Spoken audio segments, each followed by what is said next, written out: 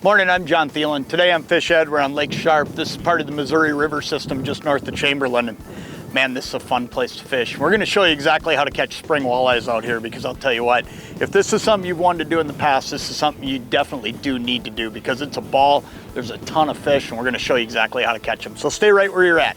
Fish Ed's coming up.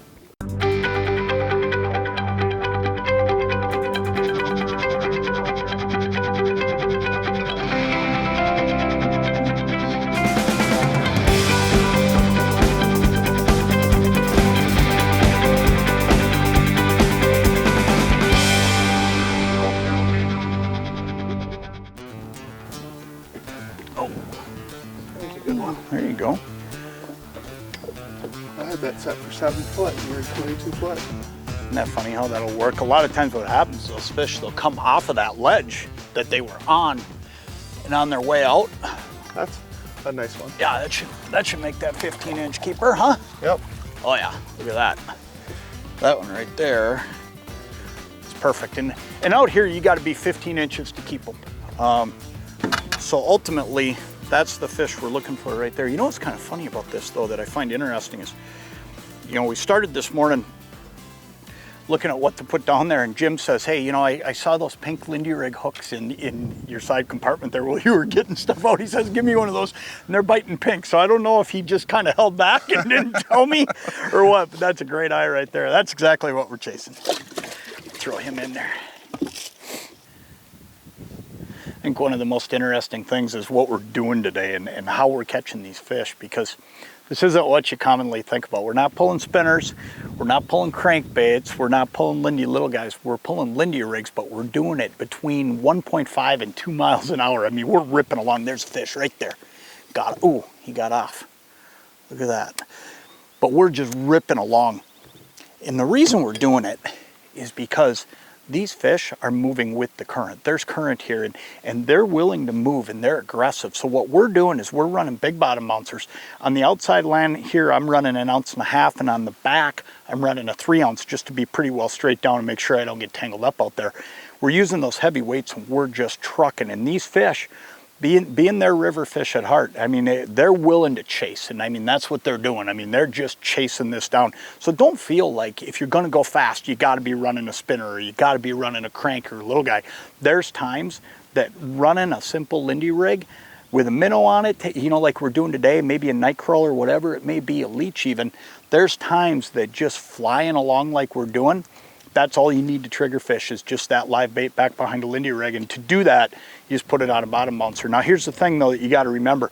Unlike standard Lindy rig fishing, where so often we're letting line go and letting them swim with it, we're not using a slip sinker, we're using a bottom bouncer. So all you're going to do is lay that rod tip back to them and then set the hook. And a lot of times you do actually want to let them chew on it a little while. This morning, that's one of the things we have had to do, is let them chew on it for a few minutes. And a lot of that is because they're just chasing it up from behind. They'll get the back half of that minnow, and then the second jump they make, where you really get that hard tug on the rod, the real load, is when they work their way up and they get it. There's one hanging on it right there, Jim. Got him. How's that one feel? This one feels like a decent fish. They're all good. I just love catching walleyes. You know? But yeah, this one feels like a pretty good one. Sometimes it helps to just do that. You know, just leave that rod in the rod holder longer and give them more time to chew on it. That might have helped on this fish. Oh yeah, that looks like a decent fish, huh? Come here. There we go. Perfect. Sauger. Go right in behind me there. So you gonna make that 15? Oh yeah. 17-inch Look at that. Oh, what a great fish. It's a big sauger. You know, that's been a great comeback here on the Missouri River, is the saugers. These fish at one time, man, they were hard to come by, and they've made a big comeback. That is. They're fun to catch. That's a long fish. Look at that. Let me show you what we're using here, because it is really, really simple, but it's not something that you think of every single day, trucking along with a Lindy rig behind a bottom bouncer. But I'm going to show this to you. This one here, this is the 3 ouncer I'm running off the back, and I mean, it's just a simple L-shaped bottom bouncer. I like the L-shaped bottom bouncers better than I do the stick ones that slide, because I'm not going to release line anyway. So I want to pull something that's going to keep that whole thing in line for me, and that's why I use that shape in a bottom bouncer. But then I'm taking this 50th anniversary Lindy Rig that comes in 10-foot lengths when you start, and I'm just chopping it down to about 4 feet. And I'm running 4 feet because I know that at this 1.5 miles an hour, I'm going to have perfect control of it. It's going to stay up. It's not going to sink down at all. I'm going to be able to run right over the top of any of this brush.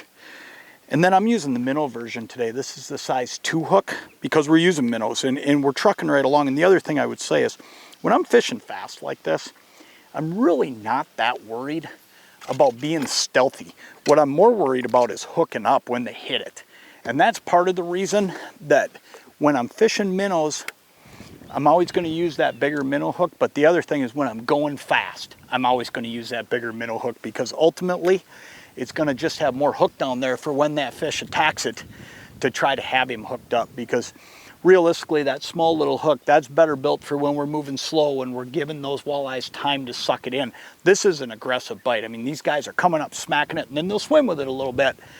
And you really want enough hook down there to get hooked up. So it's a real simple deal. We're just trimming that Lindy Rig down to 4 feet, tying it on behind that bouncer, and just dragging it along and running up and down this break. Good one. Just chewing on it. Ugh. Man, I missed that one. Took my minnow off there. Well, he kind of took my minnow off of there. He left the minnow's lips on here. It's just goes to show you. I mean, sometimes you'd swear they're surgeons. Yes. I mean, smarter than we are a lot of times. I got a small one, I believe. Little guy? I believe so. He's actually starting to fight a little bit. I got one on my other pole, John. Okay. And that one's actually hooked up. All right. Well, let's. Well, this one's not a bad fish. Look at that. That one will probably make that 15-inch keeper. Okay. I'll take care of this guy. You go ahead and get that other fish. How you like that? Double. Nothing. Is he still there? Yeah. Look at that. Nothing like a double. Only thing that's better than a double? Triple. Or the fact that, you know, if you're just talking doubles. Triple. Look at that. There's one right there. Got him. This one feels like a decent fish too. Why don't you pop that live well open for me? Sure. Let's just look quick. Yes, he's gonna make it. Okay. I want to make sure I get this fish because this one feels like he might be deep. Oh, there he is out there. Oh, yeah, that's a good eye out there. I think he'll make it. Look at that. That's a fun fire drill right there. that's Only thing better than a triple is a quadruple. There's a whole bunch of stuff going on right now. Look at that. Another eye. I think he might be a little shorter than I thought. We'll take a look. Look at that. Man, they're just... Oh no, he's gonna make it too. Yep. Look at that. We're gonna eat well tonight. I'll tell you one thing that you'll notice out here too, is when you go through a pile like that, man, if we were hurting for fish right now, I would whip around. Yes. I'd go right back through there because there's a bunch of fish right there. When you triple up, turn around, go right back through because you never know what it is. There might just be a little bit of brush, a little something on the bottom, or it's just where that school's moving at the time. You know, it can be as simple as that, but I mean, we're on one long pass here that we've just been cruising down this line, and one of the things I'll do is I'll either whip around or I'm gonna do what I'm gonna do right now. I'm just gonna reach up. I'm gonna put a waypoint into the graph. And I'm not gonna go a whole lot further. If we don't catch fish, I'm gonna come right back through here because I know there's a school right there. Now, they're gonna move a little that way, they're gonna move a little that way, but they're gonna be in the neighborhood. So I always drop a waypoint, especially when I'm on these long runs like this, because you can get down to, 4, 5, 6 areas where you can go back and catch fish and pretty much do it consistently as long as they're willing to bite.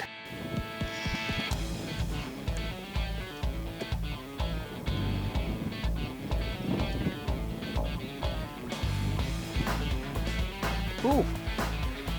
Decent fish? I don't think so. Boy, I'm out deep. Just goes to show you how these fish will move around.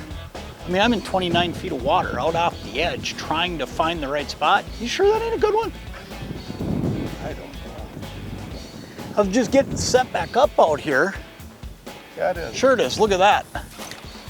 Look at that. 16-incher to finish the day. How you like that? We'll measure him up and take a look, but I'll bet you he's gonna finish us up. Man, this is some fun fishing up here. Out here. If you get a chance to get out to South Dakota and fish this Missouri River system, I'll tell you what, it is a neat place to fish. Fish are plentiful. That 16-incher is gonna finish up our day. Man, it's been a great day out here with my friend Jim Klages. And I'll tell you what, that right there, nothing short of a ball. We're wrapped up for the day. Let's go home. Good.